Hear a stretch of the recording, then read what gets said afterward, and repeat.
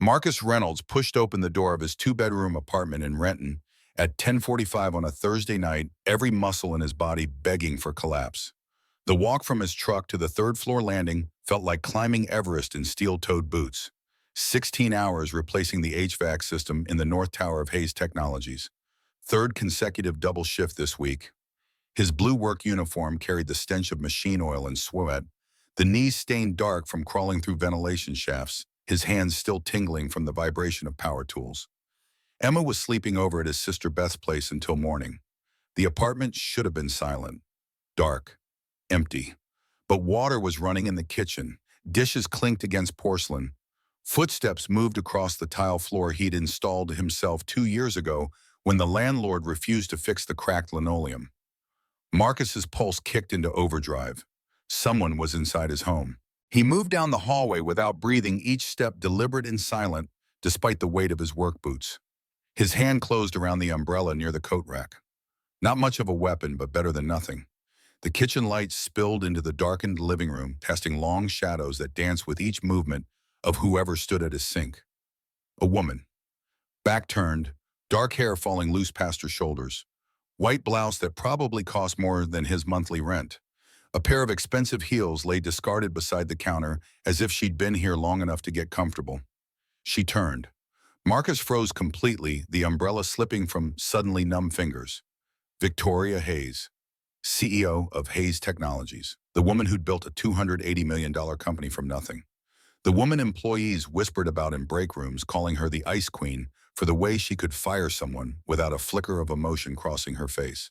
The woman Marcus had only ever seen from a distance during quarterly all-hands meetings, standing at podiums in $1,000 suits, her voice crisp and emotionless as she discussed profit margins and strategic initiatives. Standing in his kitchen, at his sink, washing his dishes. The absurdity of it punched through his exhaustion like a shot of adrenaline. Her voice came out soft, almost gentle, too controlled, like she was delivering bad news to a terminal patient and trying to cushion the blow. "Mr. Reynolds, I know you weren't expecting me." The formality of it struck him as almost funny. Almost. If his heart wasn't hammering against his ribs like it was trying to escape. "What the hell are you doing in my house?" The words came out harder than he'd intended, but rage was replacing shock now. This woman who'd never spoken to him, who walked past maintenance workers like they were furniture, who represented everything wrong with corporate America, was standing in his kitchen like she belonged here. Victoria set down the plate she'd been washing with the kind of care someone might use handling a museum artifact. Her face remained composed, professional, the same mask she probably wore in board meetings. But her eyes told a different story. Not surprise, not embarrassment, regret. "I came here to tell you the truth about what's been happening to you at Hayes Technologies, about why you've been suffering." Her voice wavered on the last word and the first crack in that professional veneer. Marcus watched her hands grip the edge of his sink knuckles, whitening. "And Marcus, what I'm about to tell you will break your heart." A bitter laugh escaped him before he could stop it. No humor in it. Just the sound of a man who'd been pushed too far and was too tired to care about consequences. "You're the CEO of a company worth hundreds of millions. You don't make house calls. You don't wash employees' dishes at 11 at night. So what is this really, some kind of PR stunt? Undercover boss episode I didn't sign up for?" Victoria turned to face him fully, and for the first time Marcus really looked at her. Really saw her. The dark circles under her eyes that makeup couldn't quite hide. The way strands of hair had escaped from what had probably been a tight bun hours ago, the slight tremor in her hands as she brushed them against her slacks. She moved to his kitchen table, the cheap one he'd bought at a yard sale 3 years ago, and sat down. Her shoulders sagged in a way Marcus had never seen from the Ice Queen. A gesture of surrender, of exhaustion, of something that looked dangerously close to defeat. "Please sit down." "I'd rather stand, and it's Mr. Reynolds to you." The formality felt important, a way to maintain distance, to remember she wasn't a person in his kitchen, but the embodiment of a system that had been grinding him down for 2 years. Silence stretched between them like a physical thing. Victoria's composure fractured just slightly, hairline cracks spreading across that professional mask. "You're right, I've been blind." willfully blind. She pulled out the chair across from where he stood and lowered herself into it like her legs wouldn't hold her anymore. I built this company with my own hands. 8 years ago, I was 23 with $30,000, a Stanford dropout, with a dream of creating a workplace where people mattered. I worked 100-hour weeks, sacrificed relationships, health, any semblance of a normal life. And somewhere along the way, I stopped seeing the people who actually make my company run. Marcus wanted to stay angry. Anger was safe. Anger kept him from feeling the hope that was trying to claw its way up his throat. But something in her eyes, raw and vulnerable and utterly sincere, made it hard to hold on to. 4 weeks ago, I was reviewing financial records, budget allocations that didn't match up. I started digging, and what I found, she pulled papers from a leather bag Marcus hadn't noticed sitting beside the table. Spreadsheets, payroll documents, employee records. Marcus, do you know why you work 16-hour shifts while other technicians work 8? The shift in tone caught him off guard. Direct, pointed, like she was cross-examining him in a deposition. Because Richard says we're short-staffed. You're not short-staffed. Victoria pushed the papers across his table. Marcus moved closer despite himself, his eyes scanning names and numbers that didn't make sense at first. Rebecca Foster, employee ID 4782, HVAC technician. Hired 18 months ago, salary $47,000 annually. Bank deposits to Wells Fargo account ending in 8291. William Grant, employee ID 4791, electrical technician. Hired 20 months ago, salary $49,000 annually. Bank deposits to Chase account ending in 4405. Trevor Hudson, employee ID 4805, systems technician. Hired 22 months ago. Salary $48,500 annually. Bank deposits to Bank of America account ending in 7732. These 3 people don't exist. Victoria's voice had gone flat. Clinical, like she was reading a coroner's report. Richard Holloway has been reporting phantom employees to corporate, collecting their salaries and making you cover the workload of 4 people. Marcus felt his legs go weak. He sank into the chair without deciding to, his hands reaching for the papers like they might reveal this was all some terrible mistake, some misunderstanding. But the numbers didn't lie. $144,500 per year, times 2 years. $289,000. The words came out of Victoria's mouth like she was pronouncing a death sentence. Richard has been stealing from this company, from you, for 2 years. Marcus couldn't breathe. The kitchen walls felt like they were closing in. 2 years of wondering why he was always exhausted, why he couldn't keep up, why every shift felt like drowning. 2 years of missing Emma's school plays because he was replacing air handlers that should have been William Grant's job.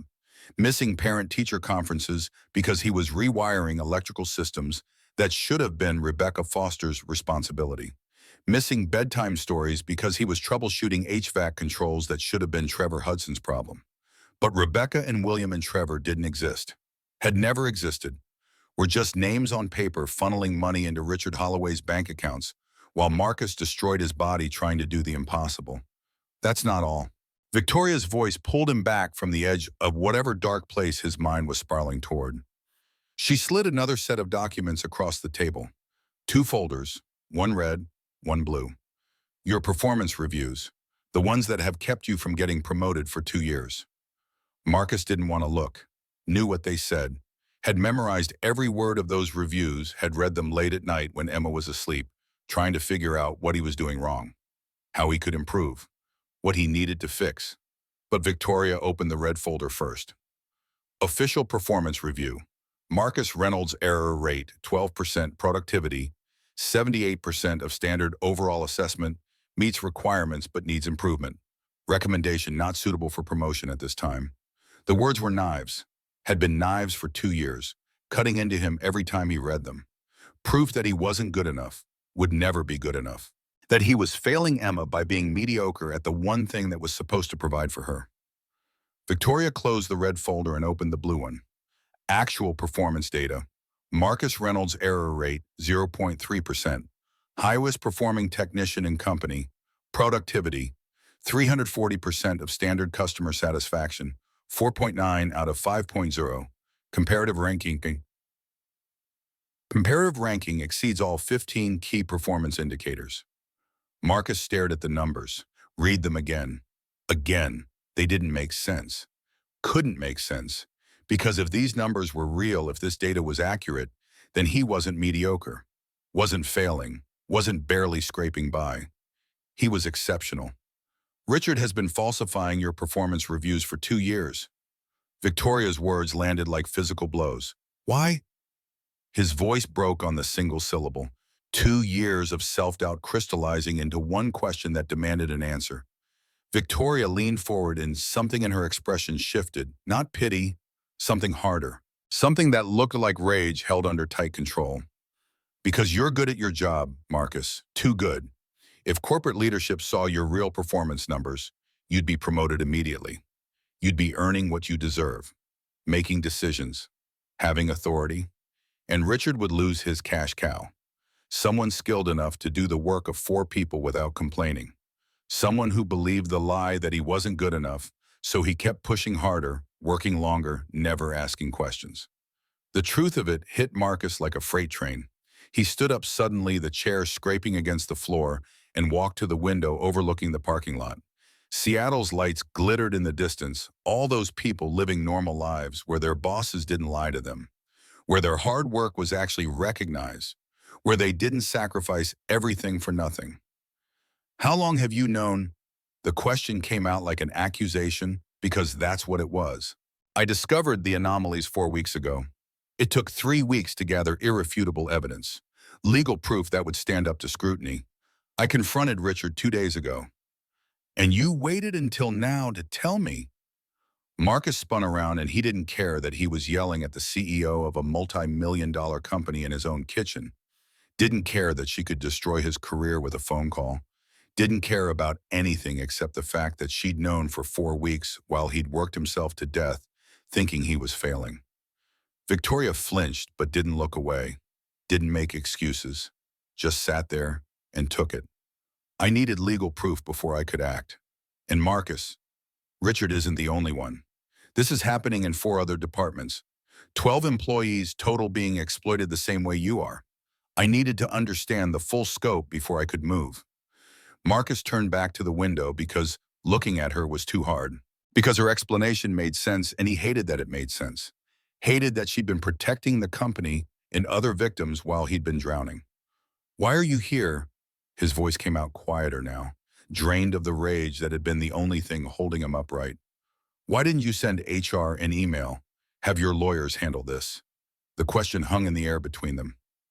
Marcus heard Victoria stand, heard her footsteps on his cheap linoleum floor, felt her presence beside him at the window, even though she didn't touch him. When I saw your file, when I saw what's been done to you, to realize something. Her voice had gone soft, vulnerable in a way that made Marcus actually turn to look at her. The Ice Queen was gone. Just a woman standing in his kitchen, looking like she was carrying a weight too heavy for one person to bear. You have a daughter, Marcus, a 7-year-old girl who barely sees her father because he's too busy being exploited by my company. And your wife, she passed away 3 years ago. Marcus nodded stiffly, not trusting his voice. You've been raising Emma alone while working yourself to death for people who don't appreciate you. For a system I created, that I allowed to exist through my negligence. Tears were forming in Victoria's eyes now, and Marcus had never seen the Ice Queen cry, had never imagined she was capable of it. I sat in my office last night looking at your address, and I thought about calling, sending an email, having HR schedule a meeting, but none of that felt like enough. She gestured around his modest kitchen, at the dishes she'd washed, at the floors she'd swept, at the coffee maker she'd cleaned. I know this doesn't fix anything. I know showing up here is intrusive and probably crazy, but I needed you to see that I know, that I'm not hiding behind my title or my lawyers, that I'm willing to stand in your kitchen and face what my company has done to you. The sincerity in her voice cracked something open in Marcus's chest. Anger and hope and grief all mixing together into something he couldn't name, couldn't process, could barely survive feeling. Numbers don't show you a man collapsing on his couch every night because he's too exhausted to put his daughter to bed properly. They don't show you someone skipping meals because they're not sure they can afford groceries and rent in the same week. Victoria's words painted a picture of his life with uncomfortable accuracy, made him wonder how much research she'd done, how deeply she'd looked into the wreckage Richard's lies had created. Marcus wanted to hate her, wanted to blame her for all of it because she was the CEO and the buck stopped with her. But the woman standing in his kitchen wasn't some untouchable corporate executive. She was human, flawed, trying desperately to fix something she'd broken through negligence rather than malice.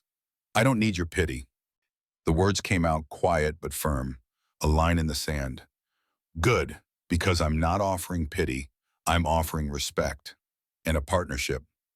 Victoria stepped closer, and Marcus could see the exhaustion written into every line of her face, could see someone who'd been awake for days trying to untangle a mess of her own making. "You know this company inside and out, Marcus. You know where the problems are because you've lived them.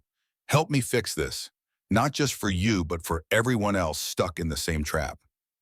Marcus crossed his arms, a defensive posture he couldn't quite abandon, even as his anger started to fade into something more complicated. "And if I say no, then you say no. I'll still make the changes. Still deal with Richard and anyone else who's been exploiting my employees. Still ensure you're compensated for what was done to you. But it won't be as effective without someone who understands what it's really like down there." She met his eyes, and the honesty in her gaze was almost painful to witness. "I need you, Marcus. The company needs you. And whether you believe it or not, I think you need this too." Marcus wanted to argue, wanted to tell her she was wrong, but exhaustion was catching up to him now that the adrenaline was fading. Exhaustion and the crushing weight of 2 years of lies finally being exposed. 2 years of thinking he was failing when he'd been succeeding. 2 years of believing he wasn't enough when he'd been more than enough all along. "I need time to think." Victoria nodded immediately, a relief crossing her features. "Take all the time you need. I'll have the offer sent over. Operations manager position, 95,000 salary, real benefits, 40-hour weeks maximum, no obligation to accept." She moved toward the door, gathering her bag and her discarded heels. But she paused at the threshold, looking back at the photo on his refrigerator. Marcus and Emma at the park last summer. Emma's missing front tooth on full display as she grinned at the camera, both of them laughing at something Marcus couldn't remember anymore. "She looks like you. Same eyes." Marcus felt himself soften despite everything. "People say she has her mother's smile." "I'm sorry for your loss. I can't imagine raising a child alone." The sympathy in Victoria's voice sounded genuine, not performative, not the kind of empty condolence people offered at funerals. "Do you have kids?" "No, no husband, no kids, no life outside work, really." The admission came out matter of fact, but Marcus heard the loneliness underneath it, recognized it because he'd been living with a different kind of loneliness for 3 years, the kind that came from losing your partner and never quite figuring out how to be whole again. "For what it's worth, what you did tonight, coming here, most CEOs wouldn't." Victoria smiled small and sad. "Most CEOs didn't build their company from nothing, didn't start as the underdog. I used to be you, Marcus. I just forgot." The words hung in the air between them, a moment of connection, brief, genuine, human. Then she was gone, the door clicking shut behind her, and Marcus was alone in his kitchen with performance reviews that told two different stories and a job offer that felt too good to be true. He stood there for a long time holding the blue folder with his real performance data, and for the first time in 2 years felt something other than exhausted. He felt hope. 2 in the morning found Marcus sitting at his laptop, the glow of the screen the only light in his living room. Sleep was impossible. His mind kept circling back to Victoria's revelations, to Richard's theft, to 2 years of lies finally exposed. But underneath the anger and shock, a different question was forming. If this had happened to him, how many others were suffering the same way? Marcus logged into the Hayes Technologies employee portal, his fingers moving across the keyboard with purpose. He started cross-referencing data. Who else reported to Richard? What were their work hours? Were there patterns he'd missed because he'd been too focused on surviving each day? He found a forum post from 8 months ago buried in the company's internal message board. Anonymous user. Simple message that Marcus had probably scrolled past a dozen times without really seeing it. "Anyone else in operations working insane hours? Feels like we're short-staffed, but management says the budget is fine." Marcus's heart rate picked up. He created a reply under his own username, not caring about anonymity anymore. I need to talk to you. It's important. More important than you know. He hit send and sat back watching the cursor blink on the screen. No response would come until morning at the earliest, but Marcus felt like he'd just done something. Taken action instead of just absorbing blow after blow. His phone buzzed at 7 a.m., a message from an unknown number. This is Tech Guru 206 from the forum. Got your message. Not sure what this is about, but something in your post felt urgent. Coffee at 8 Pike Street Starbucks. Marcus typed back immediately. I'll be there. The man sitting at the corner table looked young, maybe 29, with the kind of nervous energy that came from too much caffeine and not enough sleep. He wore a Hayes Technologies IT department polo, his laptop bag slung over the back of his chair. Marcus Reynolds. Marcus nodded and sat down his own coffee, already cooling in his hands. Garrett Mitchell, network technician. I posted that forum thing 8 months ago when I was too tired to remember not to complain on company platforms. How many hours are you working? Garrett laughed, but there was no humor in it. 60 a week, 70. I stopped counting. Richard says we're understaffed. Says budget constraints mean we can't hire anyone new. Says if I want to move up, I need to prove I can handle the workload. Marcus felt something cold settle in his stomach. The same script, the same lies, different victim. What if I told you Richard's been lying, that there's no budget constraint, that he's been reporting phantom employees and pocketing their salaries while making you do their work? Garrett's coffee cup stopped halfway to his mouth. That's insane. You're saying Richard's been stealing? Marcus pulled out the printouts Victoria had given him, showed Garrett the phantom employees, the bank accounts, the payroll fraud spanning 2 years. Holy hell. Garrett set his cup down with shaking hands. I thought I was going crazy. Thought I just wasn't good enough, wasn't fast enough. My wife keeps asking why I'm never home, and I don't have a good answer except that I'm always behind, and if I don't catch up, I'll get fired. You're not behind. You're doing the work of multiple people, just like I was. Marcus leaned forward, keeping his voice low, even though the coffee shop was mostly empty. The CEO found out 2 days ago. She came to my house last night to tell me. But I need to know how many others there are. Richard supervised 12 people, according to Victoria. I need to find them. Garrett's eyes widened. Victoria Hayes came to your house, the Ice Queen herself. She's not what people think. The words came out defensive, surprising Marcus with their vehemence. He barely knew Victoria, had spent one conversation with her, but something about the way she'd stood in his kitchen, vulnerable and honest, and taking a responsibility for failures that weren't entirely her fault, made him want to defend her. Garrett was looking at him strangely, but he didn't comment on Marcus's tone. I know 3 other guys in operations. We grab beers sometimes and complain about the hours. If this is real, if Richard's been doing this to all of us, can you get them together somewhere off company property? My buddy Dex owns a garage in Georgetown, Sullivan's Auto. We could meet there tonight. Marcus nodded, feeling pieces of a plan starting to form. Victoria had evidence, had started the investigation, but she was working from the top down through official channels and legal processes. Marcus could work from the bottom up, could find the other victims, could give them the truth they deserved. Tonight, 7 p.m., tell them it's important, but don't give details over company email. Garrett stood, shaking Marcus's hand with the kind of grip that came from genuine gratitude. I don't know what you're doing, but thank you for not staying quiet, for giving a damn. Sullivan's Auto occupied a corner lot in Georgetown, the kind of place that looked like it had been there since the 50s and would probably outlast the gentrification creeping through Seattle's industrial neighborhoods. The bay doors were closed when Marcus arrived, but he could see light spilling from underneath and hear the sound of voices inside. Dexter Sullivan answered his knock, a man in his mid-40s with grease-stained hands and the kind of face that had seen hard years but hadn't lost its capacity for warmth. Former Navy mechanic like Marcus. They'd served at different times, different ships, but there was a kinship and shared experience. Dex had opened this garage after his discharge, built it into something solid through sheer determination and skill. Reynolds, Garrett said you needed the space for something important. Marcus stepped inside, seeing Garrett and 3 other men standing around a workbench that had been cleared of tools. All of them wore the same expression. Exhaustion mixed with curiosity, mixed with the kind of hope people develop when they're drowning and someone throws them a rope. Everyone here works under Richard Holloway. Nods all around. Marcus took a breath and started talking. Told them about Victoria's visit, about the phantom employees, about 2 years of systematic fraud, about falsified performance reviews and stolen wages and a system designed to exploit them while making them believe they were the problem.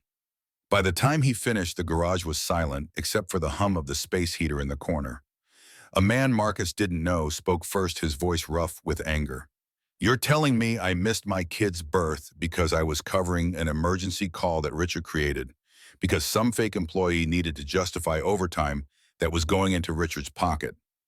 That's exactly what I'm telling you." Marcus met each man's eyes in turn. "Victoria's handling this through legal channels. She's building a case. But we can help. We can document our own experiences. Pull records that show the reality of what we've been going through. Give her ammunition she can use to make sure this never happens again." Garrett spoke up from his position, leaning against a toolbox. "That sounds a lot like we'd be accessing company systems, going through data we might not technically have clearance for. We'd be using our own credentials to check our own time records, our own work orders, our own performance data. Nothing illegal about an employee verifying their own information." Dex laughed, the sound echoing in the garage. "That's some creative interpretation to Policy Reynolds." "You got a better idea," Silence answered him. Then one by one the men started nodding. "I'm in," Garrett said. "I can pull system logs, time clock data, work order modifications. Anything digital leaves a trail and I know where to look." "I can get the physical paperwork," another man offered. "Maintenance request equipment, requisitions, all the stuff Richard signed off on that never quite added up." Marcus felt something shift in the room. Felt these men who'd been isolated in their suffering, each thinking they were the only ones struggling, suddenly becoming a team. A force. Something that could push back against the system that had been crushing them. "We do this carefully," Marcus said. "We document everything. We back up files. We give Victoria Hayes the evidence she needs to burn Richard's whole operation to the ground." "And then what?" Dex asked. "Say we expose Richard. Say we prove the fraud. What's to stop the next manager from pulling the same scam? What's to stop this from happening again in a different department?" The question hit at the heart of something Marcus had been thinking about since Victoria left his apartment. Exposing Richard was important. Getting justice for the 12 victims was critical. But if the system allowed this to happen in the first place, if there were no safeguards, no oversight, no way for employees to report abuse without fear of retaliation, then they were just putting a Band-Aid on a bullet wound. Then we help Victoria fix the system. We tell her what needs to change from the ground level. Not just policies on paper, but real mechanisms that protect people. The men exchanged glances. Marcus could see the skepticism, the doubt, the lifetime of experience that taught them CEOs didn't actually care about workers on the bottom rung. "She came to my house," Marcus said quietly. "At 11 at night. She could have sent an email. Could have had HR handle everything. But she showed up in person because she wanted me to know she wasn't hiding behind her title, that she was willing to face what her company had done." "Maybe she's just good at PR," someone muttered. "Maybe. Or maybe she actually gives a damn, and we're so used to being screwed over that we can't recognize someone trying to help when they show up." That shut down the objections. The men got to work, each taking responsibility for different pieces of the puzzle. Garrett set up his laptop and started diving into server logs. Others made lists of suspicious work orders, phantom emergencies, equipment purchases that never arrived. Marcus watched them work and felt something he hadn't felt in years. Purpose. The sense that what he was doing mattered, that he was part of something bigger than just surviving one shift at a time. His phone buzzed, a text from Beth. "Emma keeps asking when you're coming to get her. I told her tomorrow morning, but she's worried about you. Says you sounded sad on the phone." Marcus typed back quickly. "Tell her I'm okay. Tell her Daddy's fighting to make things better." 3 hours later, they had everything. Time clock manipulations showing systematic deletion of overtime hours. Work orders that had been modified after completion to make productivity look lower. Equipment requisition forms for tools that were never delivered but were charged to the budget anyway. Emergency maintenance calls created out of thin air to justify Richard's own overtime, while his crew handled the fake crises. Garrett transferred everything to 3 separate USB drives, encrypted, backed up, impossible to deny. This is enough to bury him, Garrett said, holding up one of the drives. Question is, what do we do with it?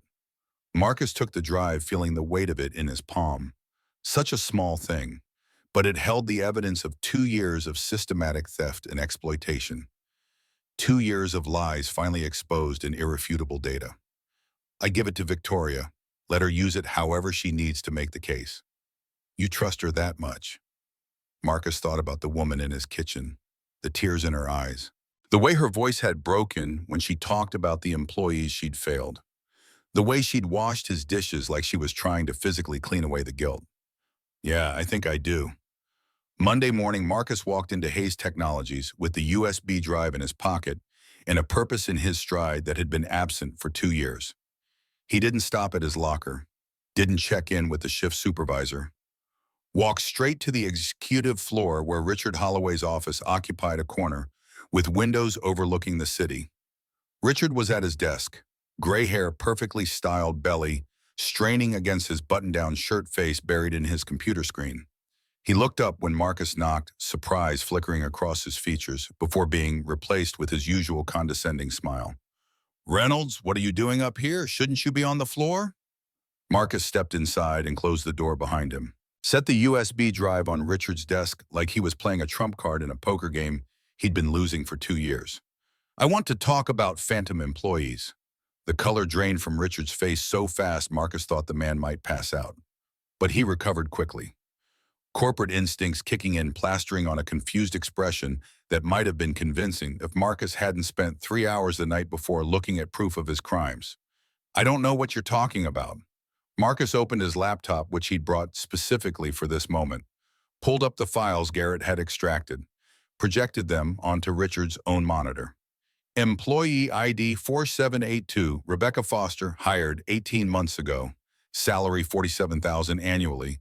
Bank deposits. Wells Fargo account 8291, account holder. Richard Holloway. Rebecca Foster doesn't exist, but the money going into your account sure does. Richard stood up fast enough that his chair rolled backward and hit the wall. "Where did you get that?" "That's confidential financial information. You're not authorized. Victoria Hayes gave it to me. She's been investigating you for a month. But I didn't come here to talk about what she knows." Marcus pulled up the next screen. Time clock data showing systematic deletions of overtime. Work orders modified after the fact. Equipment purchases that disappeared into thin air. "I came to show you what I know. What 11 other people you have been exploiting know. We've documented everything, Richard. Every lease sheet, every manipulation, every dollar you stole." The mask dropped completely. Richard's face twisted with rage, all pretense of confusion abandoned. "You don't know what you're doing, Reynolds. I've been here 8 years. I have allies, connections, people who owe me favors. One word from me, and you'll never work in this industry again." Marcus stood slowly, deliberately, making sure Richard could see he wasn't intimidated, wasn't backing down. Wasn't the same broken man who'd believed for 2 years that he was failing. "You stole from me, from my daughter. You made me think I was failing when I was actually exceeding every metric. You destroyed my confidence, my health, my time with my kid. That's over." He leaned forward, hands flat on Richard's desk. "You've already done your worst. For 2 years you've been doing your worst, and I survived it. So go ahead, make your threats, call your allies, try to blacklist me. I'm done being afraid of you." Marcus walked out before Richard could respond, leaving the USB drive on the desk like evidence at a crime scene. His hands were shaking, but his head was high. For the first time in 2 years, he'd stood up to the man who'd been destroying him, had looked Richard Holloway in the eye and refused to back down. He made it to the elevator before his phone rang. Victoria's name on the screen. "Marcus, what did you do?"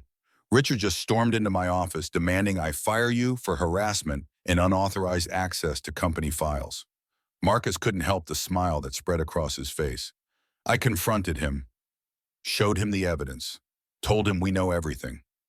Silence on the other end of the line. Then a sound that might have been a laugh. Or might have been exasperation. Possibly both. Get up here, now, and bring whatever evidence you have. Marcus found Victoria in her office with a full legal team assembled. 3 lawyers in expensive suits faces severe taking notes as Richard paced and ranted about insubordination and corporate espionage and employees who didn't know their place. The moment Marcus walked in, Richard's voice got louder. They're arrest him. He hacked company servers, stole confidential information. This is industrial espionage. Victoria held up one hand and Richard actually stopped talking. The Ice Queen was back, and Marcus understood now why people feared her. There was steel in her spine and ice in her voice. "Mr. Holloway, sit down." Richard sat. Victoria turned to Marcus. "Show me what you have." Marcus connected his laptop to the conference room screen and walked them through everything.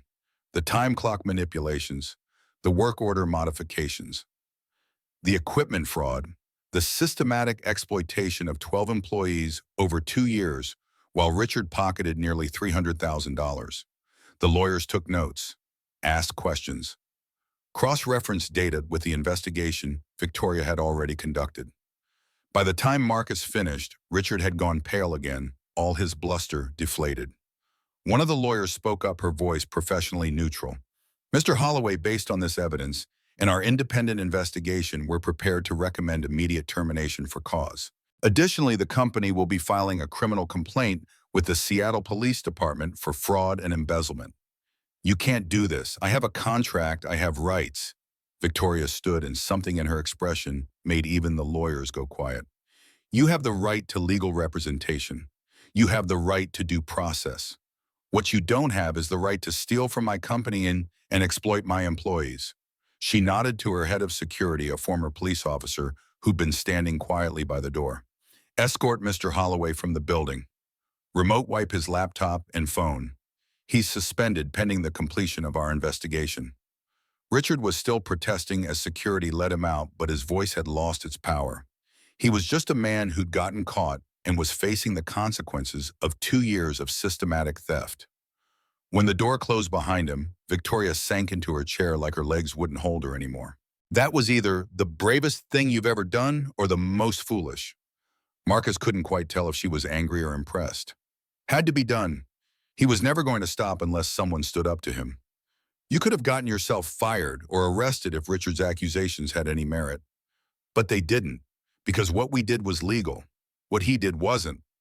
Victoria looked at him for a long moment, something shifting in her expression.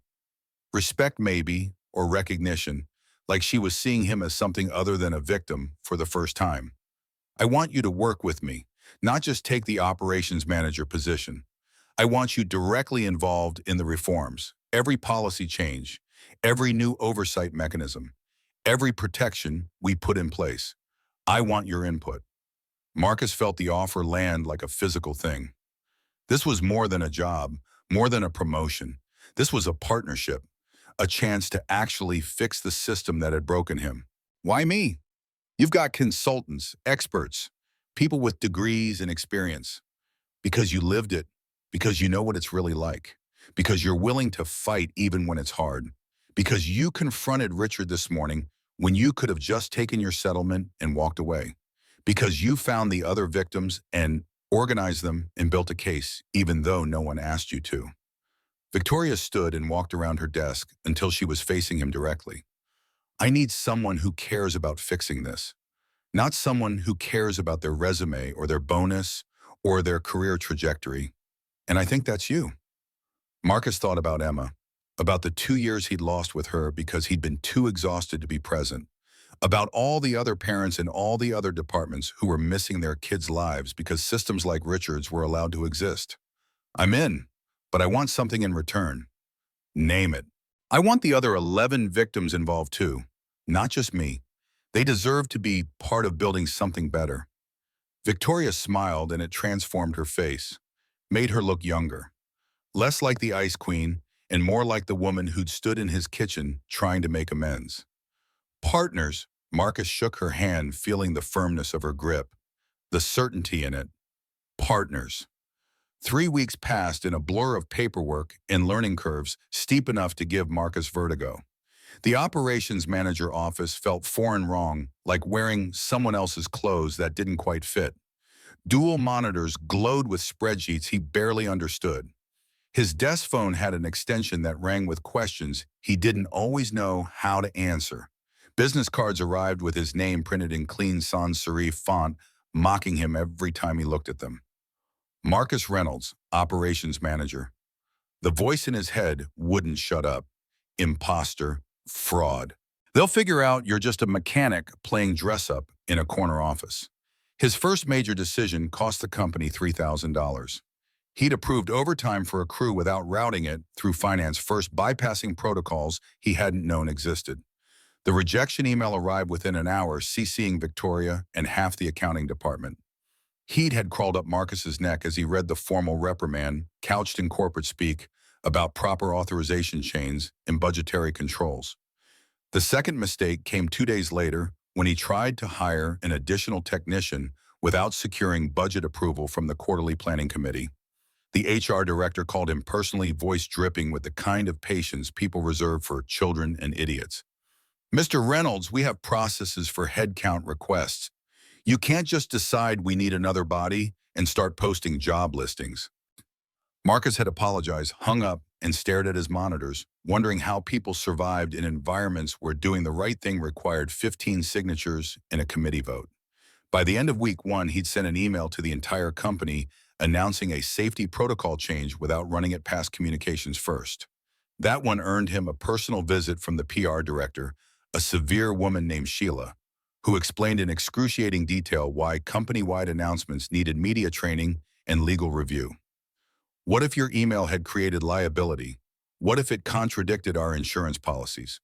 What if reporters had picked it up and misconstrued your intent? I was trying to keep people safe. Sheila's expression suggested this was the wrong answer. Intent doesn't matter if the execution creates problems we can't control. Victoria called him to her office at 7 that evening. Marcus trudged up to the executive floor expecting to be fired, demoted, or worse, pitied.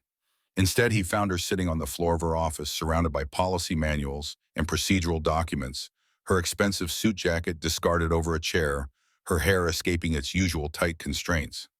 "Sit." Marcus sat on the floor across from her because the informality of it felt less intimidating than perching in one of her guest chairs while she lectured him about his failures. "Your first week was a disaster." "I know." "Good. Self-awareness is the first step." Victoria pushed a 3-ring binder toward him.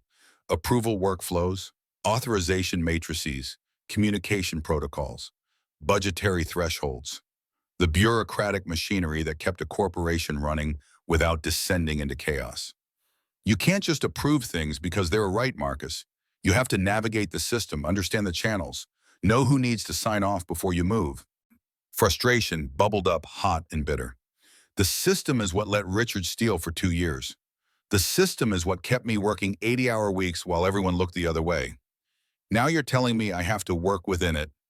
Yes, because until we change it, trying to operate outside, it just creates chaos. We work within the framework while we build something better. We use the rules to rewrite the rules. Marcus wanted to argue, but exhaustion won out. He'd spent 12 years in the Navy where following procedures was gospel. Somehow he'd forgotten that lesson in civilian life. Or maybe he'd just been too tired to care about anything except surviving each shift. "Show me how." Victoria's expression softened into something that might have been approval. She pulled out a laptop and walked him through every mistake he'd made that week, showing him the proper workflow for each decision, the forms that needed filing, the people who needed notification, the approval chains that turned simple choices into multi-day processes. "In the military, I just did the job. Nobody needed 3 signatures to replace a compressor. The military has different accountability structures, different command hierarchies. Corporate America runs on covering your ass and distributing liability. Welcome to middle management, where 80% of your time is paperwork and 20% is actual work." Marcus laughed despite himself, the sound surprising them both. "I preferred 100% fixing broken things." "Too late. You're in the office trap now, no escape." The easy banter caught him off guard, made him see Victoria as something other than the CEO who'd upended his life. Just a woman who'd probably made her own share of mistakes climbing the ladder, who understood what it meant to feel out of place in a role that didn't quite fit. They worked until past 10, Victoria drilling him on approval processes until Marcus's head spun with org charts and decision trees. She ordered Thai food from a place that delivered late, and they ate it straight from the containers while going over budget allocation procedures. You're being patient with me. You think so. Most people find me terrifying. You are terrifying, but you're also trying to help. Victoria set down her pad thai and looked at him directly, something shifting in her expression. I don't want you to fail, Marcus. I need you to succeed. Not just for the company, but because if you can't make this transition, it proves the system is too broken to fix from the inside. The weight of that statement settled between them. Marcus was more than an employee being promoted. He was a test case, proof of concept, evidence that people from the bottom could rise up and change things if given the chance. No pressure then, immense pressure. But I think you can handle it. Marcus drove home that night with his head full of procedures and his chest full of something that felt dangerously like belonging. Saturday afternoon found Marcus at Pike Place Market with Emma watching his daughter weave between vendor stalls with the kind of energy only 7-year-olds possessed. She'd been staying with Betham all week while Marcus adjusted to his new schedule. And guilt sat heavy in his chest every time he looked at her. New job or not, he was still missing her life in increments of hours that added up to days. Emma stopped at a flower vendor, her small hands reaching toward a bouquet of sunflowers taller than she was. Can we get flowers for Aunt Beth? She let me make cookies, and I got flour everywhere, and she didn't even get mad. Marcus handed over $10 and watched Emma carefully select 3 sunflowers, her face serious with concentration. His phone buzzed, a text from Beth. Emma keeps asking about the nice lady from work who helped you. When were you planning to mention you've been spending late nights with the CEO? Marcus's face heated even though no one could see him. He typed back quickly. It's not like that. She's helping me learn the job. Sure, and I'm the Queen of England. Emma wants to meet her. Says you smile different when you talk about her. Marcus looked at his daughter arranging sunflowers in her arms and felt his carefully constructed boundaries starting to crack. Emma was too perceptive, too smart. She'd noticed things Marcus had been trying not to notice himself. The way his pulse kicked up when Victoria's name appeared on his phone. The way he found excuses to stop by her office with questions that could have been emails. The way she laughed at his terrible jokes about corporate bureaucracy and made him feel clever instead of foolish. He made a decision that was probably stupid but felt necessary. Victoria, it's Marcus. I know this is weird, but Emma's been asking about you. Would you want to get coffee with both of us? Nothing formal, just... He trailed off, not sure how to finish that sentence without making it sound like something it wasn't. Or maybe couldn't be or shouldn't be, but he was starting to want anyway. Victoria's response came after a pause long enough to make Marcus regret calling. Coffee with Emma. That sounds... I'd like that. Yes. Relief and anxiety hit simultaneously. Pike Place Cafe. Tomorrow, 2 o'clock. I'll be there. Marcus hung up and looked at Emma, who was watching him with eyes that saw too much. The nice lady wants to meet you. Emma's face lit up like Christmas morning. Really, can I wear my butterfly dress, the purple one Mommy got me? The casual mention of Sarah hit Marcus like it always did, a sharp ache that had dulled over 3 years, but never quite disappeared. Emma talked about her mother in present tense sometimes as if Sarah was just away on a trip, instead of buried in a cemetery 20 minutes from their apartment. You can wear whatever you want, sweetheart. Emma spent the rest of Saturday practicing what she'd say to Victoria. Marcus listened to her rehearse introductions in the bathroom mirror and wondered what the hell he was doing, bringing his daughter into the complicated mess of his professional and increasingly unprofessional feelings about his boss. Victoria arrived at Pike Place Cafe at exactly 2 o'clock, and Marcus barely recognized her. Jeans that looked soft and worn instead of pressed and perfect. A cream-colored sweater that made her look approachable instead of untouchable. Hair falling loose past her shoulders in waves Marcus had never seen, because she always wore it pinned up tight. Emma spotted her first and waved with both hands like she was flagging down a rescue plane. You're really pretty. Daddy said you were nice, but he didn't say pretty. Marcus wanted the earth to open up and swallow him. Victoria's laugh saved him, genuine and warm, and nothing like the controlled professional sound he had heard in meetings. "Thank you, Emma. You're pretty too. I love your dress. Are those butterflies?" "Magic butterflies. They're different from regular butterflies because they grant wishes, but only if you're really, really nice." Victoria sat down across from them, and Marcus watched something in her posture shift. The corporate armor fell away completely, replaced by genuine curiosity, as Emma launched into an explanation of the difference between magic butterflies and regular butterflies that involved a complicated mythology Emma had apparently been developing for months. "So the magic ones live in the rainbow forest, and they only come out when kids are being brave." "Exactly. Did your mommy tell you about them too?" A shadow crossed Victoria's face so quick Marcus almost missed it. "No, sweetheart. My mom wasn't really the storytelling type." Emma considered this with the seriousness of a child who couldn't imagine a childhood without stories. "That's sad. Stories are important. Daddy tells me stories every night. Well, he used to, before he got so tired." The observation landed like an accusation, even though Emma's tone held no judgment. Just a 7-year-old stating facts she'd learned to accept. Marcus felt Victoria's eyes on him but couldn't meet her gaze. "Your dad's been working very hard, but that's going to change now. He won't be so tired anymore." "That's what he says, but grown-ups say lots of things." The casual cynicism from someone so young made Victoria's expression crack into something raw. She reached across the table and took Emma's hand with a gentleness that surprised Marcus. "I promise we're going to make things better. For your dad and for lots of other people too." Emma studied Victoria's face like she was searching for lies, then nodded. "Okay, I believe you. You have kind eyes." They spent the next hour drawing on napkins. Emma showed Victoria how to shade butterfly wings with the side of a pencil. Victoria taught Emma a technique for drawing perfect circles she'd learned in an art class years ago. Marcus watched them together and felt something dangerous blooming in his chest. Something that looked like family, like belonging, like a future he'd stopped letting himself imagine after Sarah died. Emma needed the bathroom and skipped off with explicit instructions not to talk to strangers.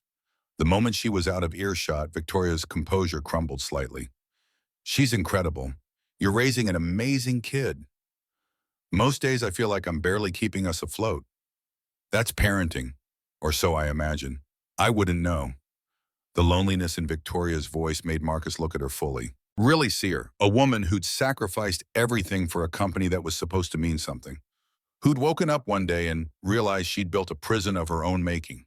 Who was sitting in a coffee shop drawing butterflies with a 7-year-old and looking more alive than Marcus had ever seen her. "Emma asked me something this morning." Victoria's attention sharpened. "She asked if you were going to be her new mom." The words hung between them like a grenade with the pin pulled. Victoria's hands stilled on the napkin she'd been doodling on. "What did you tell her?" "I told her families come in lots of different shapes. That sometimes people who aren't related by blood can still care about each other." "That's diplomatic." Marcus leaned forward, keeping his voice low even though the cafe was loud enough to drown them out. "She's already attached to you, after one coffee date. And I need you to know that if this, whatever this is between us, if it goes wrong, it won't just hurt me. It'll hurt her. And I won't let her get hurt again." Victoria met his eyes and he saw fear there. Real, genuine fear. "I don't know how to do this, any of this. I've never had a relationship that lasted longer than 3 months. I work 80 hours a week. I don't know how to be someone's anything." "Neither do I. Not since Sarah died." They sat in that honesty for a moment, two people who were disasters at relationships for completely different reasons, connected by a 7-year-old who believed in magic butterflies and second chances. Emma returned with a cookie the size of her head that some kind stranger had apparently given her, and the moment of vulnerability passed. But Marcus felt it lingering between them for the rest of the afternoon as Emma chattered about school and showed Victoria pictures on Marcus's phone of her science fair project that had explosively failed in front of the entire class. Victoria laughed at the photos, and Marcus committed the sound to memory, filed it away as evidence that the Ice Queen was a myth, that underneath the corporate armor was someone warm and real and capable of joy. They walked Emma to Marcus's truck afterward, and she hugged Victoria with the unself-conscious affection of childhood. "Can you come to our house next time I have way more crayons there?" Victoria looked at Marcus, a question in her eyes. He nodded. I'd love to, Emma. Driving away, Marcus caught Emma's reflection in the rearview mirror. She was smiling at her napkin drawing, and something in his chest settled into place. A decision made without words. A line crossed without stepping. This was going to get complicated. But maybe complicated was worth it. Monday morning, Marcus arrived at work to find his phone exploded with notifications. 53 text messages, 27 missed calls. His inbox flooded with emails from colleagues, reporters, numbers he didn't recognize. Beth's name topped the call list. He dialed back immediately. Turn on the news, now. Marcus pulled up Como 4 on his phone and his stomach dropped through the floor. The reporter stood outside Hayes Technologies' main entrance, protesters already gathering behind her, with signs demanding justice and accountability. The ticker running across the bottom of the screen made his blood run cold. Breaking: Hayes Technologies accused of systematic employee exploitation. Internal documents leaked. The reporter's voice cut through the buzz in Marcus's ears. Sources have provided Como 4 with internal audit reports showing that Operations Director Richard Holloway allegedly created phantom employees, embezzled nearly $300,000, and falsified performance reviews to cover his tracks. The question now facing CEO Victoria Hayes: what did she know, and when did she know it? Marcus's hands shook as he scrolled through his messages. Reporters requesting interviews. Co-workers asking if the news was true. Anonymous numbers offering money for his story. The carefully controlled investigation Victoria had been running through legal channels had just exploded into the public sphere. His phone rang. Victoria's name. Don't talk to anyone. Don't comment. Don't confirm or deny. I'm sending a car to pick you up. We're going into crisis mode.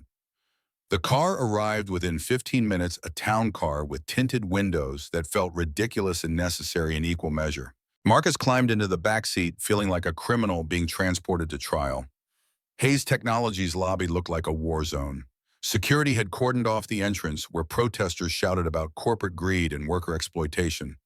News vans filled the parking lot, satellite dishes pointed at the building like weapons.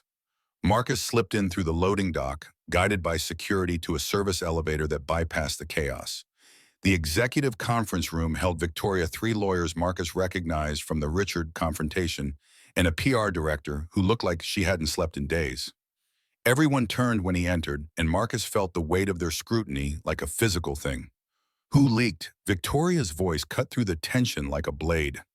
She stood at the head of the table, still in her Ice Queen armor, no trace of the woman who'd drawn butterflies with Emma visible in her rigid posture. One of the lawyers, a severe woman named Patricia, pulled up documents on the screen. The leaked materials match our internal audit reports almost exactly. Whoever provided them to the press had access to materials that should have been restricted to this room and the investigation team. So we have a mole, or someone who thinks transparency is more important than corporate liability. Patricia's tone suggested she had opinions about which was worse.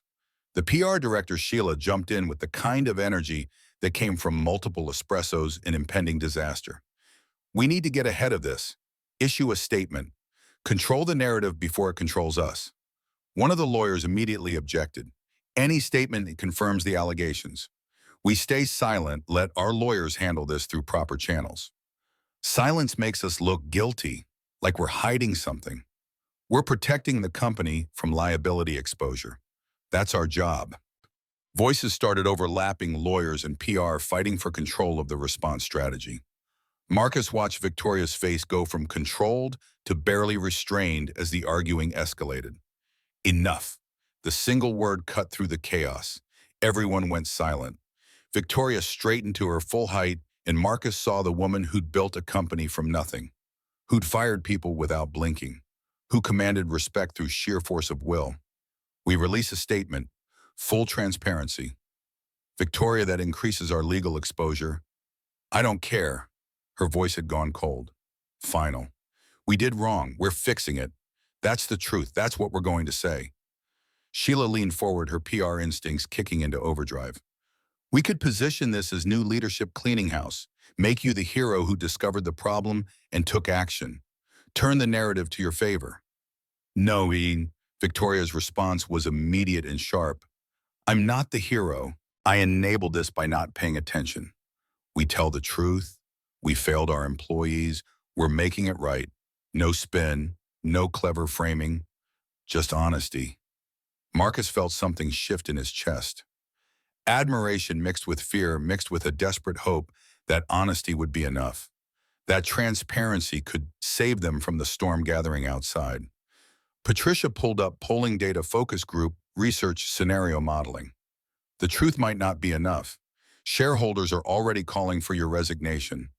The stock dropped 4% in the first hour of trading.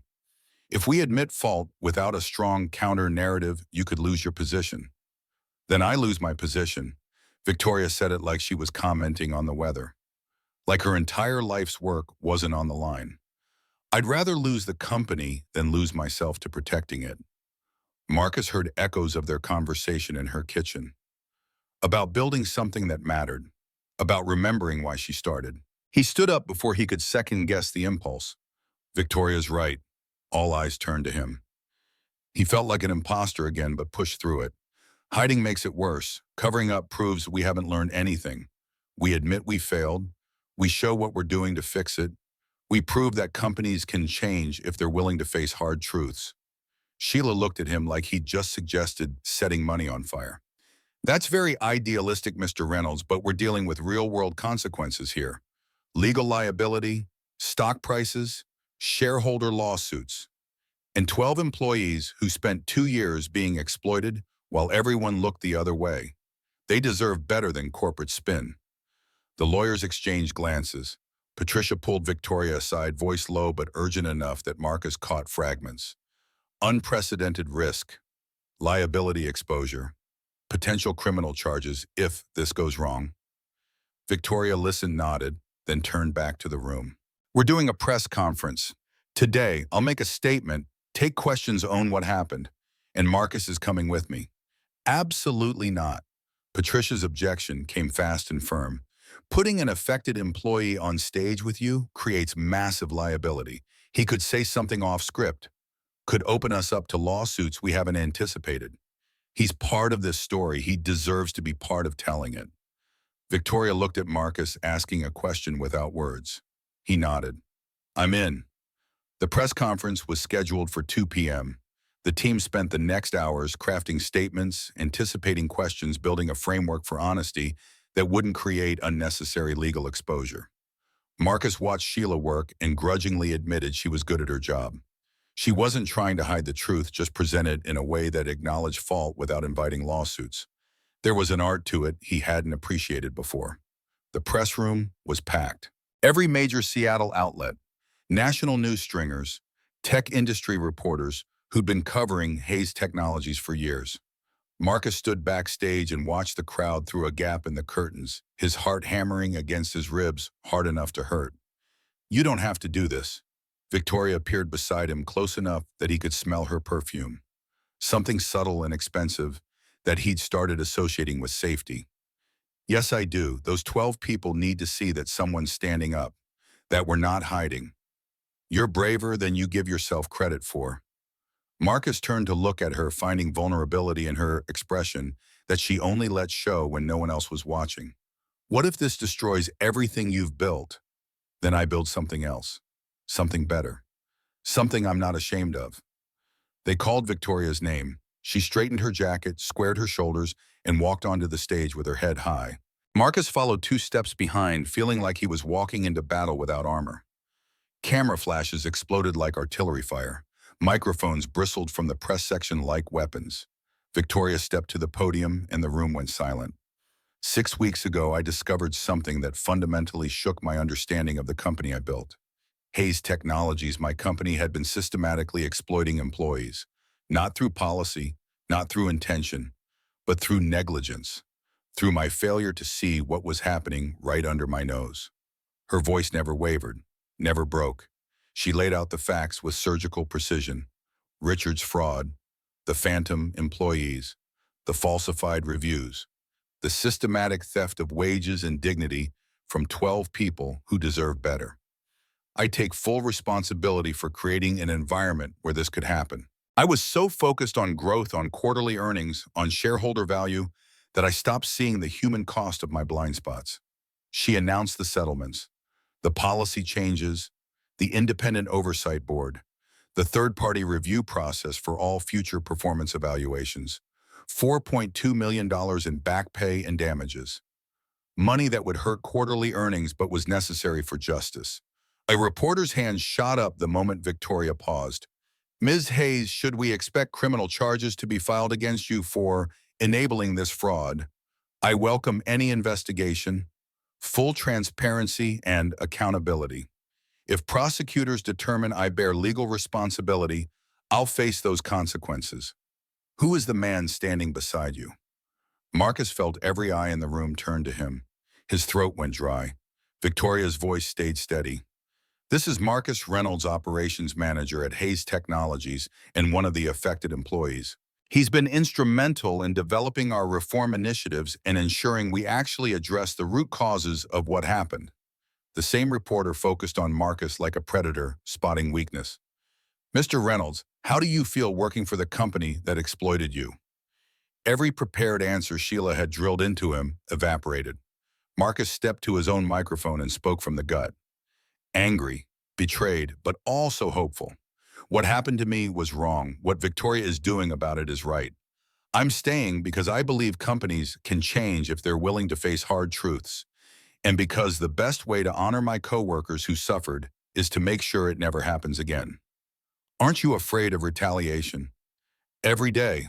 But my daughter is watching. I want her to see that standing up for what's right matters even when it's hard, especially when it's hard.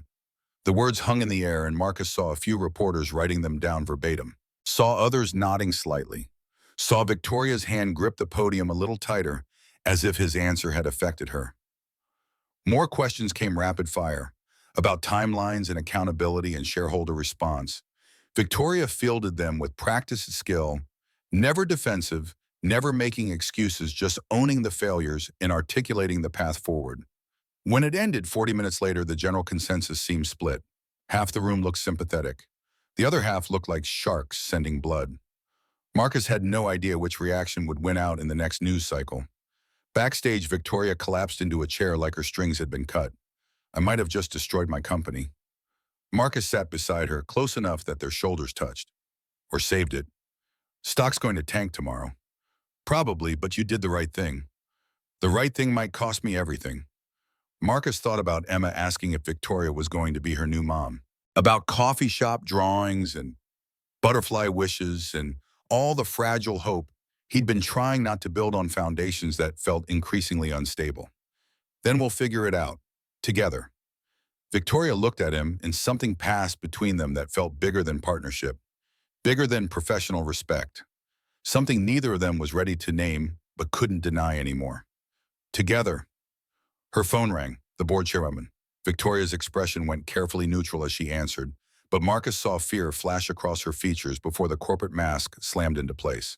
She walked away to take the call, and Marcus sat alone in an empty backstage room, wondering if he'd just watched a woman commit career suicide in the name of honesty.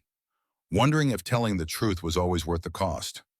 Wondering what happened next when the right choice destroyed everything you'd built. 2 days after the press conference, Marcus walked into Hayes Technologies to find the lobby transformed into a fortress under siege. Security had tripled. Metal barriers formed corridors, directing employees away from the main entrance, where protesters still gathered, their signs now professionally printed instead of hastily scrawled. The media presence had grown rather than diminished, cameras tracking every person entering or leaving, like the building itself was on trial. Hayes Technologies stock had opened down 18% that morning. Marcus had checked the ticker obsessively during his commute, watching numbers that represented people's retirement accounts and college funds bleed value because Victoria had chosen honesty over self-preservation. The business news channels played clips of the press conference on loop, analysts dissecting every word for signs of weakness, predicting either corporate transformation or total collapse, depending on which expert was speaking. His phone buzzed before he reached the elevator. Victoria's assistant with a message that made his stomach drop. Emergency board meeting in 30 minutes. Ms. Hayes requests your presence. Marcus had never attended a board meeting, didn't know the protocols or politics or how to behave in rooms where decisions worth millions got made by people whose net worth exceeded entire small towns. He rode the elevator to the executive floor, feeling like he was ascending to his own execution. The anteroom outside the board conference room held Victoria and her legal team huddled in urgent conversation. Patricia, the lead attorney, looked like she'd aged 5 years and 2 days. Sheila from PR was conspicuously absent, probably already drafting press releases for multiple scenarios, including Victoria's termination. Victoria saw Marcus and broke away from the lawyers, her corporate armor firmly in place, but cracks showing around the edges. Dark circles shadowed her eyes despite expertly applied makeup. Her hands trembled slightly when she touched his arm, guiding him away from the others. Thomas Whitmore is calling for a vote of no confidence. He's been working the other board members since the press conference, building support to remove me as CEO. Marcus felt the floor tilt beneath him. Can he do that? It's his job. He represents shareholder interests, and right now shareholders are hemorrhaging money because I chose transparency over profit protection. Her voice stayed level, but Marcus heard the fear underneath. This wasn't just about losing a position. Victoria Hayes was Hayes Technologies. The company was her identity, her purpose, the thing she'd sacrificed everything else to build. Without it, she'd be untethered, lost. What do you need from me? Honestly, I don't know. Whitmore wants you gone too, says you're a liability. That having an affected employee this close to the reform process creates legal exposure and conflicts of interest. He's probably right. Marcus's jaw tightened. I don't work for Whitmore. I work for you. Not if he gets his way. If they vote me out, the new CEO will clean house. You'll be the first to go. The boardroom doors opened, and Thomas Whitmore emerged like a general surveying his troops before battle. 68 years old, with the kind of face that had made hard decisions for decades without losing sleep. Gray suit that probably cost more than Marcus made in a month. Rolex that definitely did. He looked at Victoria with something between pity and contempt. Ms. Hayes, Mr. Reynolds, the board is ready. Marcus followed Victoria into a room designed to intimidate. Floor-to-ceiling windows overlooking Seattle's skyline. A conference table that could seat 20. Leather chairs that probably cost more than Marcus's truck. 6 board members already seated, their expressions ranging from sympathetic to hostile with nothing in between. Whitmore took his position at the head of the table. This emergency session has been called to address the fallout from Ms. Hayes' press conference 2 days ago. In the 48 hours since she publicly admitted to systemic failures at this company, we've lost over $300 million in market capitalization. Shareholders are threatening lawsuits. Our largest clients are requesting meetings to discuss whether Hayes Technologies can be trusted. And our reputation built over 8 years has been damaged, possibly beyond repair. He turned to Victoria with the expression of a disappointed father. Ms. Hayes, what were you thinking? Victoria stood, refusing to remain seated while being attacked.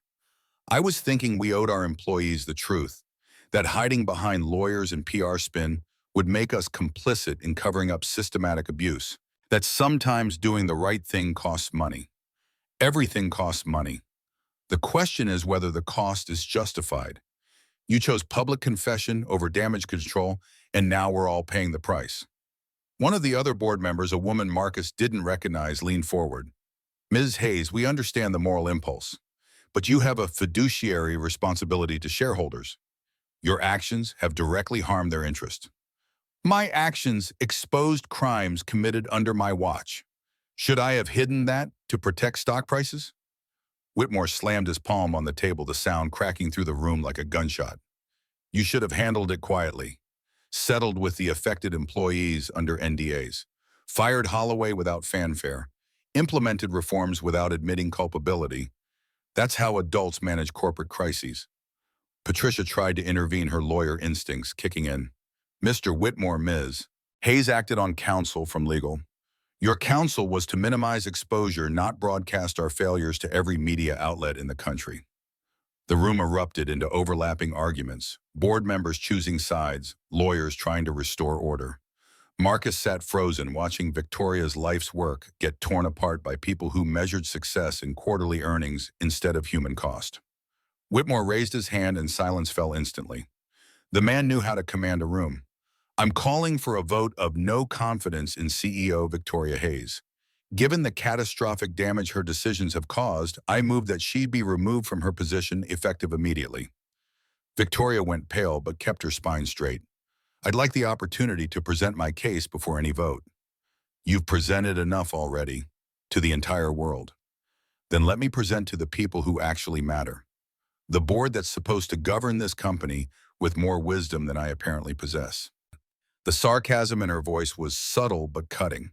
Marcus saw several board members react approval or disapproval, flickering across their faces too quick to categorize. Whitmore considered, then gestured magnanimously. You have 15 minutes. Make them count. Victoria pulled up her presentation on the room's main screen.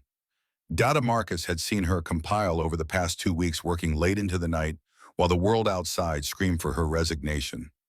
She clicked to the first slide and her voice shifted into the tone that had probably sold investors on Hayes Technologies 8 years ago.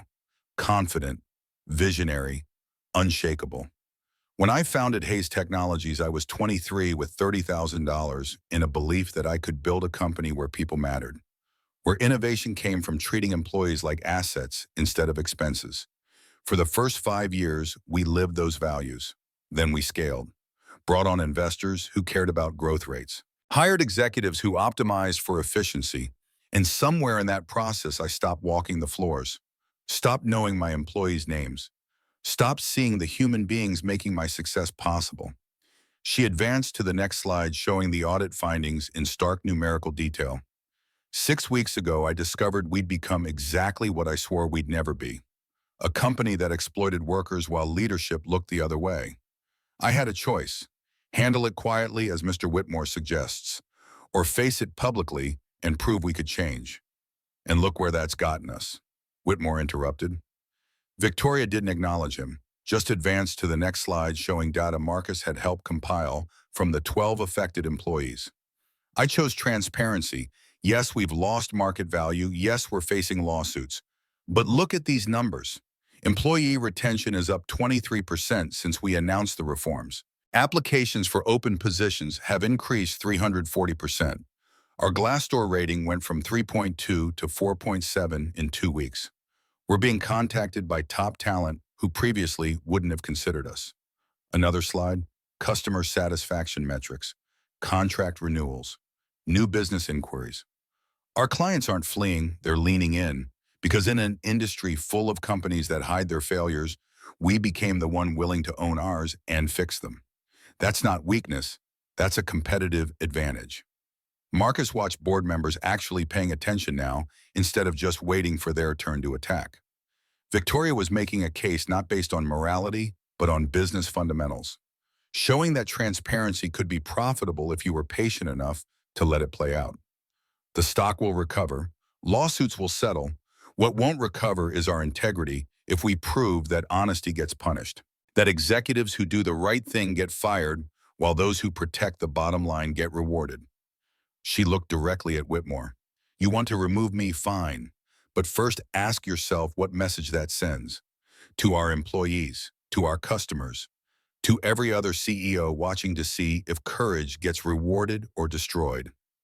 Whitmore leaned back in his chair, steepling his fingers. Inspiring speech, but speeches don't pay dividends. What about the operational chaos you've created? The whispers that you're romantically involved with an employee you promoted, the appearance of favoritism and conflicts of interest. Marcus felt every eye in the room turn to him. Heat crawled up his neck, but he met Whitmore's gaze without flinching. Mr. Reynolds is here because of his expertise, not because of any personal relationship. Victoria's voice had gone ice cold. He knows this company better than anyone in this room. He's lived the problems we're trying to fix. His insights have shaped every reform we're implementing. And the rumors about your personal involvement are completely irrelevant to his professional qualifications. Whitmore smiled like he'd just won a point. Everything is relevant when it creates the appearance of impropriety. Your judgment is compromised, Ms. Hayes. You've let emotions override business sense. That's exactly why this board needs to act. A woman Marcus had noticed earlier, mid-50s, with steel gray hair and the bearing of someone used to being the smartest person in any room, spoke for the first time. Mr. Whitmore, I've been on this board for 6 years. I've watched us prioritize profit over people repeatedly. I stayed silent because that's how corporate boards operate. Victoria Hayes just made me ashamed of that silence. Whitmore's expression suggested this was a betrayal. Catherine, we've discussed this. You've discussed it. I've listened. Now I'm speaking. Catherine Brennan stood and Marcus recognized her from research he'd done on the board composition. Former HR executive at Microsoft. Reputation for integrity that had cost her advancement in the ruthless tech sector. She joined Hayes Technologies board as a counterweight to the financial hawks, but had apparently been outvoted for years. Ms. Hayes did something unprecedented. She chose values over value. She proved that admitting failure doesn't destroy companies, it builds trust. And you want to fire her for that. I want to protect shareholder interest. By teaching every employee that honesty gets punished, by showing the world we care more about stock prices than human dignity. Catherine looked around the table, making eye contact with each board member. If we vote Victoria out, we prove everything the protesters outside are saying, that corporations exist only to extract value, not create it, that we're exactly as soulless as people fear. Whitmore stood to counter, but Catherine wasn't finished. I move that we retain Victoria Hayes as CEO and give her 12 months to prove her reforms can work. If the financials don't recover in that time, we revisit, but we don't punish courage with termination. The motion hung in the air like a challenge. Whitmore looked genuinely surprised that someone had outmaneuvered him. That's not the motion on the table. Then I'm putting it there. We vote on my motion first. Retain Hayes with a 12-month performance review. All in favor. Marcus watched hands rise. Slowly, reluctantly in some cases. But they rose. 3 board members voting with Catherine. Opposed, 3 hands, including Whitmore's. Everyone turned to the one board member who hadn't voted. A younger man Marcus didn't recognize, maybe early 40s, who'd been silent through the entire meeting. David, you have the deciding vote. The man looked at Victoria for a long moment, then at Marcus, then back to Victoria. I came to this board because Hayes Technologies represented something different. A company that actually cared about culture, about people. We've lost that somehow. Maybe Ms. Hayes can help us find it again. His hand went up, 4-3. Victoria kept her position. Whitmore's face went red, but he nodded curtly. The motion passes. Ms. Hayes remains CEO subject to 12-month review. This meeting is adjourned. Board members filed out quickly, avoiding eye contact with either Victoria or Whitmore. Catherine paused beside Victoria's chair. Don't waste this chance. Prove we were right to trust you. She turned to Marcus, studying him with the kind of assessment that came from decades evaluating talent. Mr. Reynolds, walk with me for a moment. Marcus followed her into the hallway, leaving Victoria with her legal team. Catherine led him to a quiet corner away from the conference room. I've been watching you. How you stood by Victoria during the press conference. How you've handled the transition from technician to manager. How you organized those other employees to document the fraud. Marcus wasn't sure if this was praise or prelude to criticism. You're wasted here, Catherine continued. Not because you're not good at what you do, but because as long as you work for Hayes Technologies, people will question whether your success is merit or favoritism, whether your relationship with Victoria compromises both of you. We don't have a relationship. Catherine's expression suggested she saw right through that denial. Not yet, but you will. And when you do, it'll create exactly the kind of conflict Whitmore was talking about. You deserve better than that. So does Victoria. She pulled a business card from her pocket. I run a mid-sized tech company. We need a director of operations, someone who understands what it's like on the ground. Someone with your integrity and drive. Same salary Victoria's offering plus equity. Completely separate from Hayes Technologies. No conflicts, no whispers. Marcus took the card, his mind racing. Think about it. If you're interested, call me. We can start you in 2 weeks.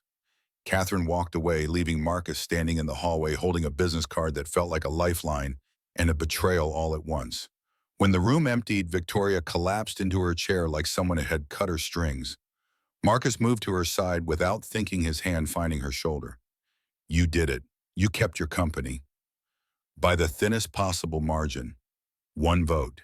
If David had gone the other way, but he didn't, you won. Victoria looked up at him, and something in her expression cracked. The corporate armor fell away completely, leaving just a woman who'd been fighting for days without rest and had finally been given permission to stop. I couldn't have done this without you. When Whitmore attacked, when he tried to make you the problem, you just sat there and took it. You didn't defend yourself or make it worse. You trusted me to handle it. Marcus pulled her to her feet, and they stood close enough that he could count her heartbeats and the pulse at her throat. I trust you. Completely. The words carried more weight than he'd intended. More honesty than was probably safe. But watching her fight for her company, for the reforms, for him by extension, had cracked something open in Marcus's chest that he couldn't seal back up. Victoria's hand came up to rest against his chest right over his heart. Marcus, I need to tell you something. Her phone rang. Catherine's name on the screen. The moment shattered. Victoria stepped back, professional distance, reasserting itself like armor, sliding back into place. She answered the call while Marcus tried to get his breathing under control. Catherine, thank you for what you did in there. He couldn't hear the other side of the conversation, but watched Victoria's expression shift from gratitude to surprise to something complicated he couldn't name. Yes, I understand. Thank you. I'll be in touch. She hung up and looked at Marcus with an expression that mixed hope and fear in equal measure. Catherine offered you a director of operations at her company. Same salary I'm offering plus equity, completely separate from Hayes Technologies, so there's no conflict of interest concerns. Marcus pulled the business card from his pocket. She already told me. Victoria moved to the windows overlooking Seattle, putting distance between them that felt both necessary and painful. You should take it. Is that what you want, for me to leave? I want you to have options, to not feel trapped by circumstances or obligations, to choose what's best for you and Emma without considering how it affects me or the company. Marcus joined her at the window, both of them staring at the city spread below, rather than looking at each other. And if what's best for us includes you, Victoria's reflection in the glass showed something raw and vulnerable. Then we do it right. We wait. We establish clear boundaries. We let the reforms solidify and the company stabilize. You build your career somewhere no one can question your qualifications. And when enough time has passed that no one can accuse us of impropriety, we revisit what this is. Marcus turned to face her directly, forcing her to meet his eyes. How long? 6 months. A year. However long it takes to do this properly. The rationality of it made Marcus want to argue, even though she was completely right. They weren't two people who could just date casually and see what happened. Emma was already attached. The company was already scrutinizing them. One wrong move could destroy everything they were trying to build. What if you meet someone else in that time? Victoria's laugh came out broken. Marcus, I haven't met anyone who made me feel anything in 8 years. I'm not worried about finding someone else. I'm worried about losing you before we even start. You won't lose me. I'll take Catherine's offer. Build my career somewhere I can't be accused of riding your coattails. And we'll wait, however long it takes to do this right. That's very mature and reasonable. I hate every word of it. Me too. They stood in that honesty for a moment, two people who wanted something they couldn't have, yet choosing responsibility over desire because the stakes were too high to be reckless. Marcus left Victoria's office before he could change his mind, rode the elevator down to the main floor where protesters still chanted and cameras still rolled, walked to his truck and sat in the driver's seat without starting the engine. His phone buzzed. A text from Emma via Beth's phone. Daddy, when are you coming home? I made you a drawing of you and Miss Victoria. You both have butterfly wings because you're brave. Marcus stared at the message until his vision blurred. His daughter believed in magic and second chances and grown-ups who kept their promises. He couldn't be reckless with her faith, couldn't risk her getting hurt because he couldn't wait a few months to do things properly. He called Catherine Brennan directly. Mr. Reynolds, I assume Victoria told you about my offer. She did. I'm accepting.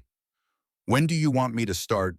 2 weeks. That'll give you time to transition your responsibilities at Hayes and get Emma settled with the new schedule. I'll be there. Marcus hung up and sat in his truck watching rain start to fall on Seattle's streets. 2 weeks until he walked away from Hayes Technologies. 2 weeks until he put real distance between himself and Victoria. 2 weeks to prove he could do the right thing even when it hurt, especially when it hurt. 3 months of working at Catherine's company had transformed Marcus in ways he hadn't anticipated. Director of operations with a real team reporting to him. Reasonable hours that let him pick Emma up from school most days. Salary that meant he wasn't choosing between groceries and rent anymore.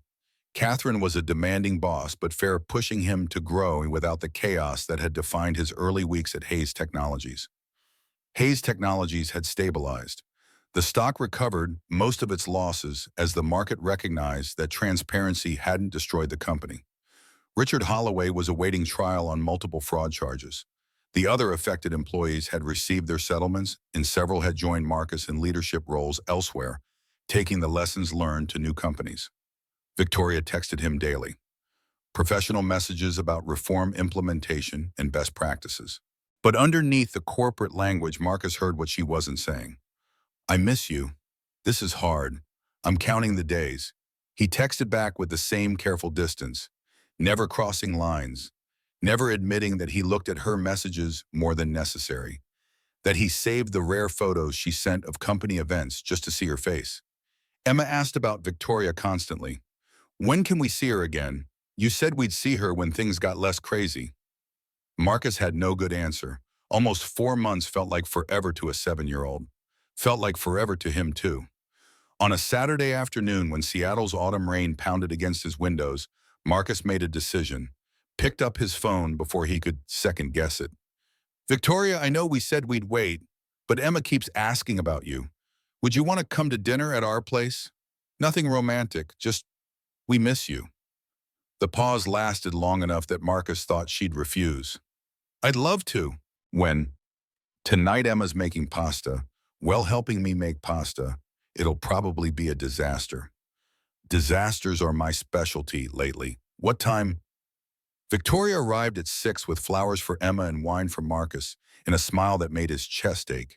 Emma launched herself at Victoria with a hug that nearly knocked her over, chattering about school and friends and the science project that had finally worked this time.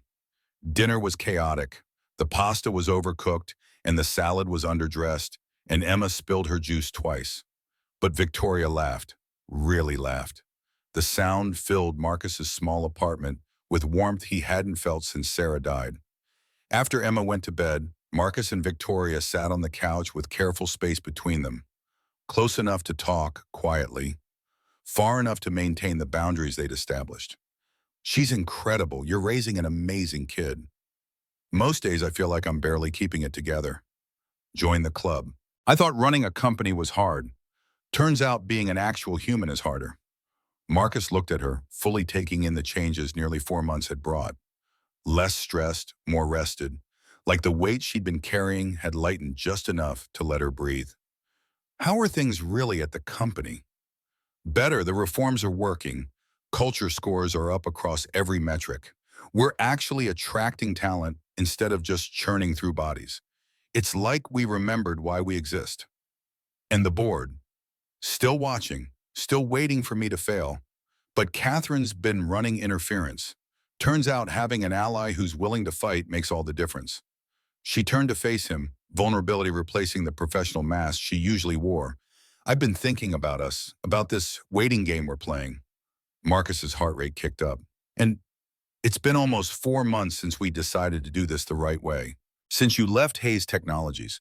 Since we established boundaries and proved we could maintain them. Are you keeping track down to the day? The admission hung between them like a confession. Marcus felt something shift, the careful distance they'd maintained, starting to crack under the weight of honesty. Emma asked me something this morning. Victoria's attention sharpened. She asked if you were going to be part of our family, if the waiting was over. What did you tell her?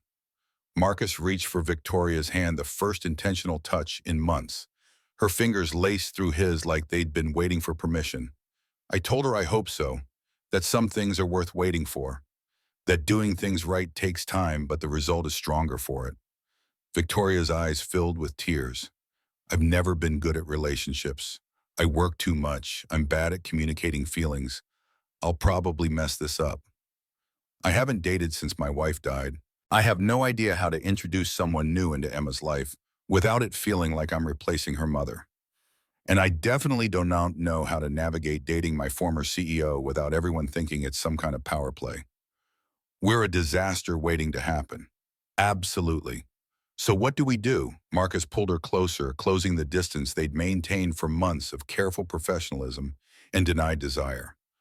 We try anyway. We take it slow. We protect Emma.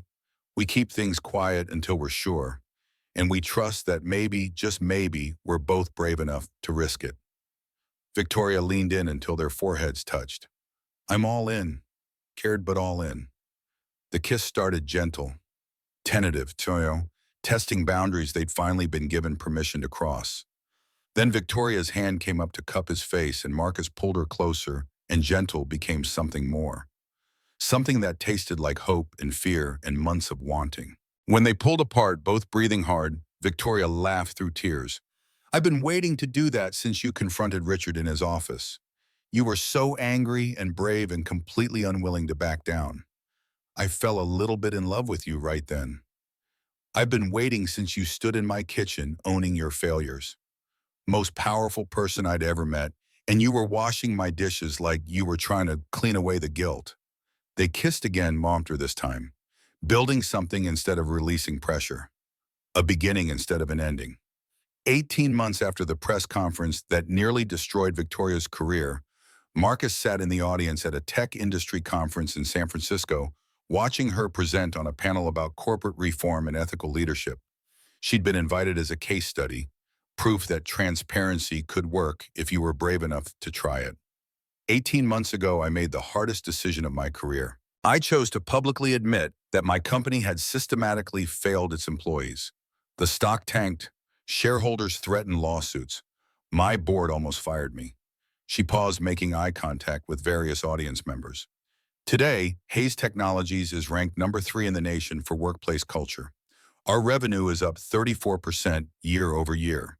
We're attracting the best talent in the industry. And it's because we proved that doing the right thing, even when it's expensive, builds trust that translates to business success. The moderator jumped in. You've been very public about your relationship with Marcus Reynolds, who's here today. How do you respond to critics who say that relationship represents a conflict of interest? Victoria smiled and Marcus saw confidence instead of defensiveness. Marcus left Hayes Technologies 14 months before we started dating. He built his career at another company completely independent of mine. We waited until there were no power dynamics, no corporate policies being violated, no legitimate concerns about impropriety. And you're not worried about the optics. I'm done worrying about optics over substance. Marcus and I are both adults. We're both professionals. And yes, we're in a relationship. That doesn't diminish either of our achievements or compromise our integrity. Applause rippled through the audience. After the panel, reporters swarmed Victoria with questions, but she navigated them with the ease of someone who'd learned to handle crisis with honesty instead of evasion. Marcus met her backstage, and she kissed him without hesitation. Public, unashamed, claiming what they'd built through patience and sacrifice. That was incredible. You owned that room. I had good motivation, knew you were watching. They walked back to their hotel, San Francisco's evening fog rolling in from the bay. Marcus pulled Victoria into an alcove between buildings sheltered from the crowds and cameras. I have something to ask you. He knelt on concrete, still warm from the day's sun, pulling a small box from his jacket pocket. Victoria's hand flew to her mouth. Marcus, let me say this before I lose my nerve. 18 months ago, you walked into my life and turned everything upside down. You made me believe I was worth more than I thought. You fought for me when you could have protected yourself. You chose integrity over easy answers. He opened the box, revealing a simple platinum band with a single diamond. Elegant, understated, exactly Victoria's style. You and Emma taught me that success isn't about what you build, it's about who you build it with. You are the most courageous person I know, the most honest, the most willing to grow even when it hurts. Marcus, I don't deserve. Yes, you do. You deserve someone who sees you. Who knows you're not perfect and loves you anyway? Who'll stand with you when things get hard? He looked up at her, this woman who'd been called the Ice Queen and was actually made of fire and steel and unexpected tenderness. Victoria Hayes, will you marry me? Will you be part of our family? Will you let me spend the rest of my life proving you made the right choice when you chose honesty over self-preservation? Victoria sank to her knees, meeting him at eye level, tears streaming down her face. When I stood in your kitchen that night, I was trying to fix my biggest mistake. I didn't know I'd find my greatest success. You and Emma showed me what actually matters, made me remember who I wanted to be. She kissed him hard, tasting like salt, and promise. Yes, God, yes. Every day, yes. Marcus slipped the ring onto her finger and pulled her close, both of them kneeling on a San Francisco sidewalk, while the fog rolled in and the city hummed around them. Building something together. Finally, without barriers or waiting or fear. That weekend they drove to Marcus's apartment to tell Emma together. She looked up from her homework the moment they walked in, Victoria's ring catching the light. You're getting married. Marcus laughed. How did you know? Victoria has a ring and you both look happy crying. I'm smart, remember? Victoria knelt to Emma's level. Sweetheart, I want to make sure you're okay with this. I know I can't replace your mom. I would never try, but I'd like to be your other mom, if that's okay. Emma's face got serious in the way only children could be serious. Can I have two moms, one in heaven and one here? Yes, absolutely. Your mom will always be your mom. Nothing changes that. Emma thought about it, then nodded. Okay, then yes. She launched herself at Victoria, and Marcus watched his daughter and his future wife hold each other, building a family from the broken pieces of loss and loneliness and choices that had seemed impossible until they weren't. 2 years after the press conference that nearly destroyed Victoria's career, Marcus stood at the front of a small chapel in Seattle's Fremont neighborhood watching Beth walk Emma down the aisle. His daughter wore lavender and carried sunflowers, taking her flower girl duties with the gravity of someone orchestrating world peace. Victoria appeared at the chapel doors in a simple white dress, no veil, just her dark hair falling loose the way Marcus loved. She walked down the aisle alone because she'd built herself and didn't need anyone to give her away. But her eyes never left Marcus's face, and he saw everything they'd survived reflected there. The scandals and the waiting and the fear. The courage it took to choose each other when it would have been easier to walk away. Beth officiated, having gotten ordained online specifically for this purpose. Marcus and Victoria came together through crisis, through failure and redemption, through choosing the hard right over the easy wrong. They built this love with patience and honesty and the kind of courage most people only pretend to have. Marcus took Victoria's hands, feeling the rightness of it settle into his bones. I was drowning when you found me. Believed I wasn't enough. You showed me that was a lie, taught me that my worth wasn't determined by people who exploited me, but by the integrity I brought to each day. You saved me. Let me spend our life returning the favor. Victoria's voice wavered but held. I was lost when I found you. Had built an empire but forgotten why. You reminded me that companies are just people, that numbers matter less than dignity, that true success is measured in lives improved, not quarterly earnings. You and Emma are my greatest achievement. They exchanged rings, kissed while Emma cheered and Beth cried, and the small gathering of friends and reformed board members applauded. That evening at their house in Ballard that was big enough for the family they were building, Marcus found Victoria standing in Emma's room watching their daughter sleep. She asked me something today while we were getting ready. Marcus wrapped his arms around her from behind. What? She asked if I thought her mom would be happy about us. What did you tell her? That I think her mom would be grateful Emma has another person to love her. That love doesn't divide, it multiplies. That families can grow in ways we don't expect. Marcus turned her to face him, and Victoria touched his face with the gentleness that had surprised him from the start. Real love isn't perfect. It's choosing someone every day, even when it's hard, especially when it's hard. We're pretty good at hard things. We're exceptional at hard things. Outside, Seattle's rain tapped against the windows. Inside, warmth and safety and the steady rhythm of three hearts beating in sync. They'd built this from honesty and courage, and the willingness to believe that broken people could create something whole, that companies could change if their leaders were brave enough to face hard truths, that families came in forms you couldn't plan but could choose every single day. Not perfect, but real. And real was everything.